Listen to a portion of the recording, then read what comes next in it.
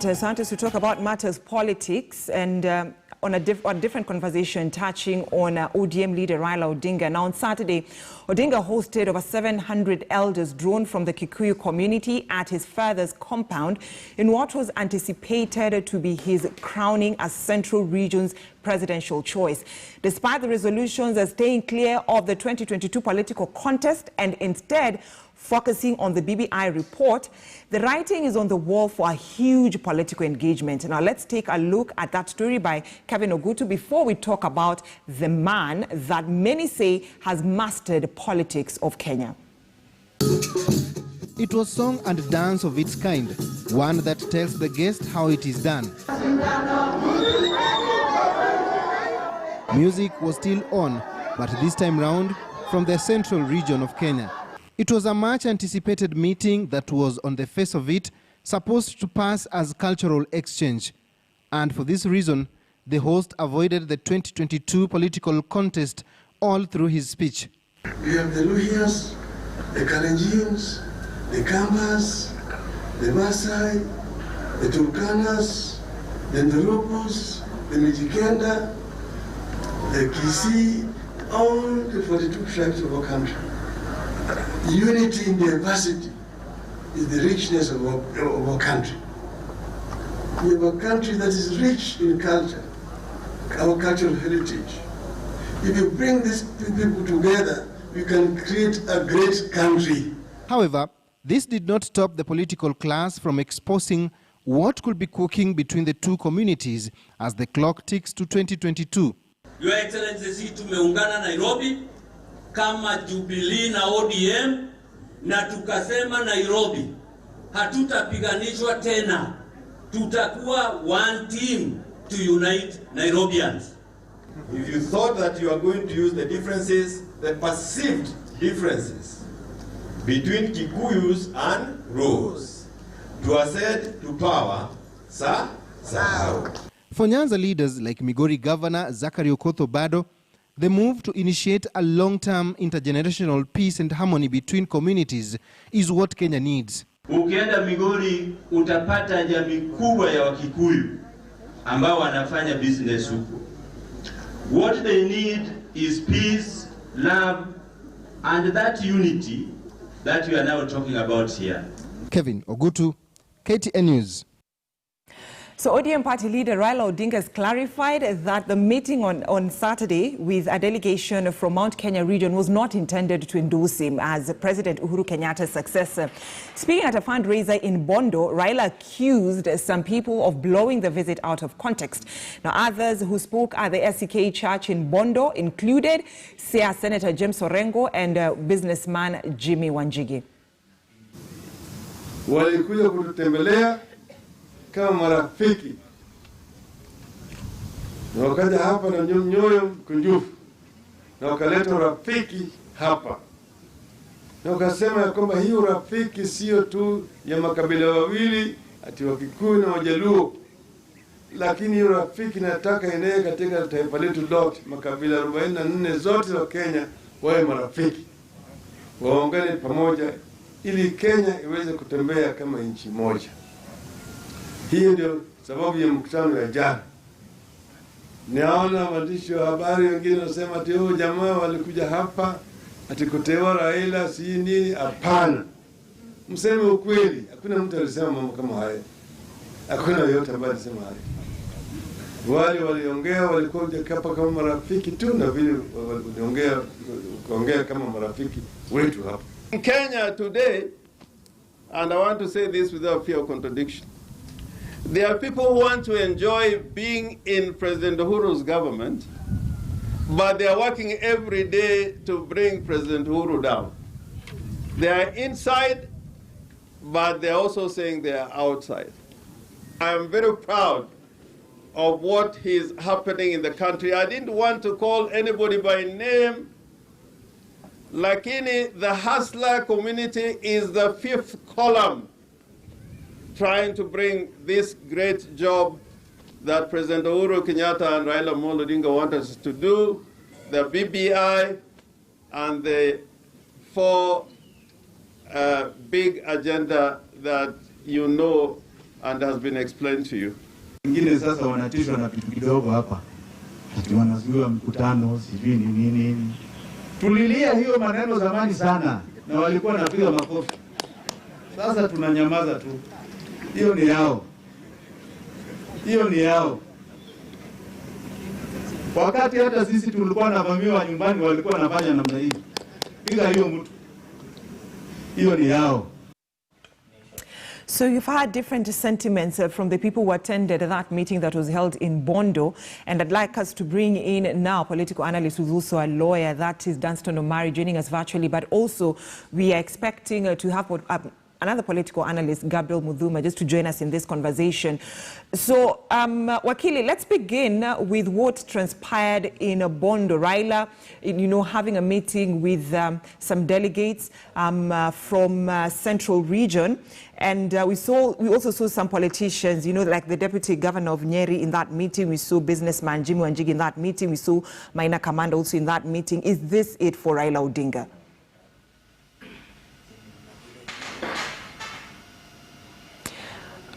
Wakili, kindly unmute your mic so that we can hear what you're saying. Thank you very much, viewers of KTN News. Is it loud and clear now? Yes, you're okay. Kindly continue. Thank you very much. What we saw in Bondo is not the first time that we've seen the mountain coming to the lake and the lake going to the mountain. A few issues that are very critical to analyze is whether that can translate into votes or that can translate into a certain euphoria that will take Raila Odinga to State House. As of now, Raila Odinga has come out very clear that he's not in the ballot of 2022. He has also said that the Kikuyu nation never went there to endorse him. So really, the import of that meeting does not come out very clear, whether it is President Uhuru Kenyatta's instructions that his tribesmen go and see Baba, or whether it is business people. When you see when you see Wanjigi, when you see the business people, commander there, you don't see the real leadership of the Kikuyu nation. The elected leadership of the Kikuyu nation was not there. So really, it's not clear what that meeting will achieve. But from the events that are unfolding, we have seen the deputy president being tamed left and right, being contained. All his rallies are being stopped. But the Bondo meeting and went on. So really, it's not clear for now. But Wakili, we are yet to see what happens. But Wakili, there are political undertones of, Raila vie for 2022, and nominated member of parliament, Maina Kamanda, came out clearly by saying, I'll be so hurt and feel so bad if you're not on that ballot, if you're not in that ballot come 2022. That is a statement that is very pregnant, that I will be so hurt if you will not. There is a possibility he will or he will not. As a lawyer, there was no clear affirmation that Raila Odinga will be in the ballot. The president himself has been very clear that this is not about 2022. Raila Odinga seems to have taken that cue. So for a clear person, remember, Matiang'I is being fronted as a compromise candidate for the handshake. Parties are there. So we really do not know the end game of this matter. That is why it is not clear whether it will transform into votes. Today, the only candidate that is in the ballot is William Ruto. Who is the next candidate? It has not been put certainly. But as I have said, the young Kikuyu business people, the young generations in Kikuyu land will not accept a Raila presidency. Is Raila Amolo aware that he is a hard nut to sell in Mount Kenya region? Kikuyus have been socialized and brought up in that perspective. Is Raila Odinga aware? And that is why he's saying he might this time endorse somebody else to be in the ballot, and that might be Fred MATIANG'I or somebody else. So for now, it's not clear. All right, but then let me take you back to what the elders who were in that meeting said. They said that we welcome you to Central Region, where we will present you to the people of Central Region. Then we also saw a memorandum of understanding, an MOU signed between the elders of the Kikuyu land and also the elders of the Luo land. Yes, the memorandum was written. Is it a question about tribal agreements, or is it a question about candidature for 2022? That one has not come clear. The 30th of October, Raila Odinga is supposed to be in Nyeri for another meeting. The only time we will be certain that Uhuru Kenyatta has endorsed Raila Odinga is when he comes on the board, the way the retired late President Moi did to Uhuru Kenyatta and said, huyu ndio kijana, mimi na support. President has completely avoided that motion. So that's why I'm saying, we have seen a president who endorsed William Ruto again say that was that time. So is this story going to be the same story to the 8th of August 2022, or is a story for now? We don't know. Right, that was about to ask you about, is Ruto the man to watch out for in 2022, but we'll be responding to that question later on. But then, for wooing, a politician to woo their supporters to vote for them come 2022, we've seen the Deputy President, William Ruto, making inroads in Central Province, a region that has been termed as a stronghold for the president. We've also seen making inroads in the coastal region, a region that has been termed as Raila's stronghold, including also, political undertones saying that Ruto is supporting another candidate from Sambweni by election. At the same time, Jubilee has said, no, we are not vouching for a candidate from Sambweni. But my question is, the long short is this. Why couldn't Raila hold that meeting with the Kikuyu elders in Central Region? Why did it have to, be seen like all the elders have to go to Siaya County for that meeting to happen there? What people need to know is that, and this is a fact very few will want to accept, but that is the reality. President Uhuru Kenyatta has never had any support in Central Region. 2013, all the Mount Kenya region people came out to vote Raila out. 2017, the people in Central Kenya came out in numbers to make sure Raila does not become the president. The people in Mount Kenya region again came in 2018 for the repeat election to ensure that Baba does not ascend to power. That is how the region Central Kenya is politically. That is the reason why, if Raila is not in the ballot, their option now moves away from Uhuru Kenyatta, because they have never been with Uhuru Kenyatta. They will go either to William Ruto or to somebody else. President Uhuru Kenyatta has tested this, and he has learned this, and that is why BBI never stepped foot in Central Kenya.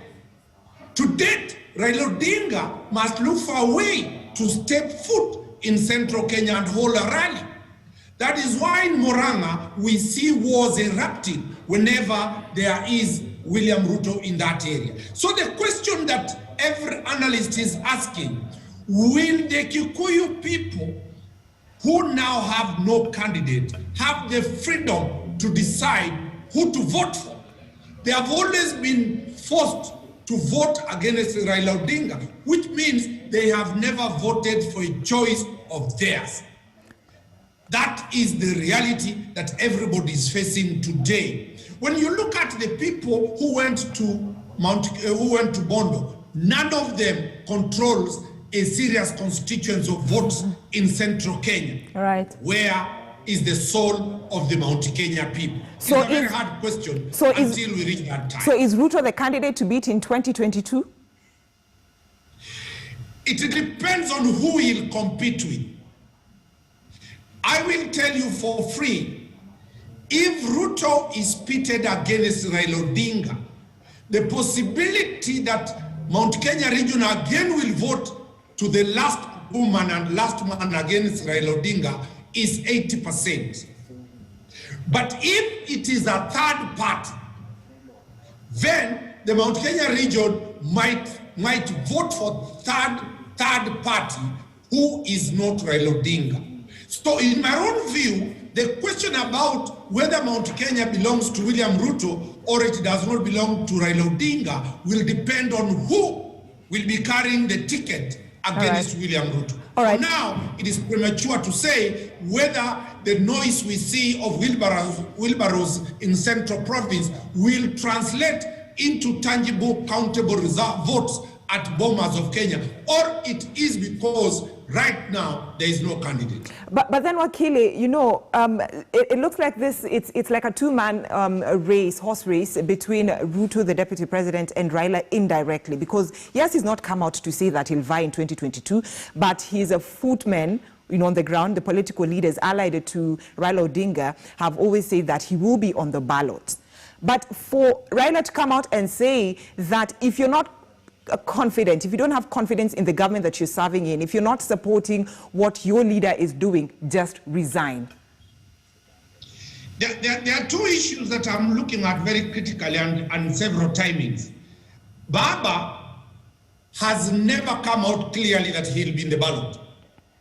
Baba has entered into a handshake with the president, who knows that his backyard might not be receptive to the notion of Baba being the candidate.